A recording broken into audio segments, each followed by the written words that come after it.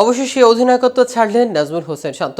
গণমাধ্যমকে বিষয়টি নিশ্চিত করেছে বাংলাদেশ ক্রিকেট বোর্ডের সভাপতি ফারুক আহমেদ। শেষ অনেক দিন ধরেই টি-20 ফরম্যাটে নাজমুল হোসেন শান্তর ব্যাটে রান নেই। সর্বশেষ 50টা তিনি করেছেন বছর হতে চলল। এবার এই ফরম্যাটে অধিনায়কত্ব ছেড়ে দিলেন তিনি। তাহলে শান্তর বিকল্প হিসেবে কার নাম ঘোষণা করলেন বিসিবি সভাপতি? কে হবেন বাংলাদেশের পরবর্তী টি-20 অধিনায়ক? তা নিয়ে বিস্তারিত থাকছে আজকের প্রতিবেদনের বাকি অংশে। কেটিভি ক্রিকেট চ্যানেল থেকে আপনাদের সাথে আছি আমি মাহমুদুর রহমান জিয়া।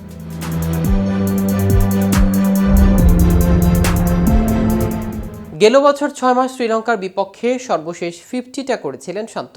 এরপর 19 ইনিংস ব্যাট করলেও শান্ত 50 দেখা পাননি। আর 40 ইনিংসও আছে হাতে গোনা। সব মিলিয়ে এমন বাজে ফর্মে তাকে এই সিদ্ধান্ত নিতে বাধ্য করেছে। তবে এমন ফর্ম অন্য দুই ফর্মেটেও আছে তার। সে কারণে মাস কয়েক আগেই অধিনায়কত্ব ছেড়ে দিতে চেয়েছিলেন তিনি। শেষমেশ অবশ্য সে সিদ্ধান্ত থেকে সরে আসেন শান্ত। তার বেশি দিন না পেরোতেই এবার টি-20 অধিনায়কত্ব ছেড়ে দিয়েছেন তিনি। বিসিবি সভাপতি ফারুক আহমেদ একটি গণমাধ্যমকে বললেন, শান্ত ফাইনালি বলে দিয়েছে সে আর টি-20 দলের অধিনায়কত্ব করবে না। আমরাও এটা মেনে নিয়েছি। তবে যেহেতু আপাতত আমাদের টি-20 খেলা নেই, হাতে সময় আছে, এখনই নতুন অধিনায়ক নিচ্ছি না।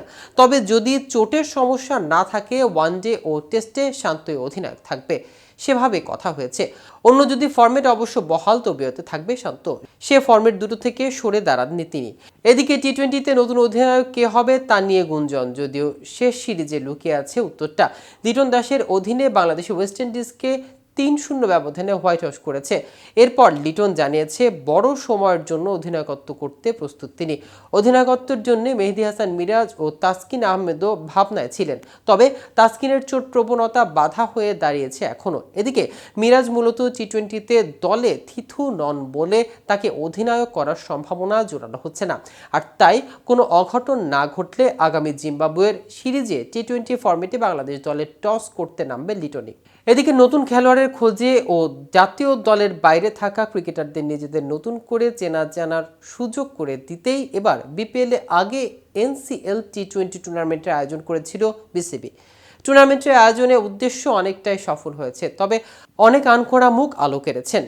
নজর কাড়া তরুণদের নিয়ে বিসিবির চিফ কোঅর্ডিনেটর মিনহাজুল আবেদিন বলেন, আমাদের হাই পারফরমেন্স গত 4 বছর যুক্ত থাকা অনেক খেলোয়াড়কে এখানে ভালো করতে দেখেছি।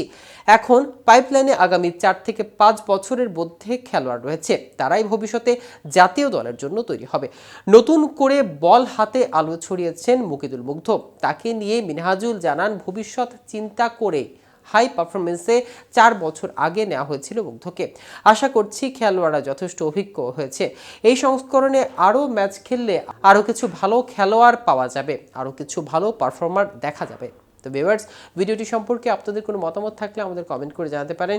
সাথে সাথেই নিয়মিত ক্রিকেট আপডেট পেতে কেটিভি ক্রিকেটের সাথে থাকুন। ধন্যবাদ সবাইকে।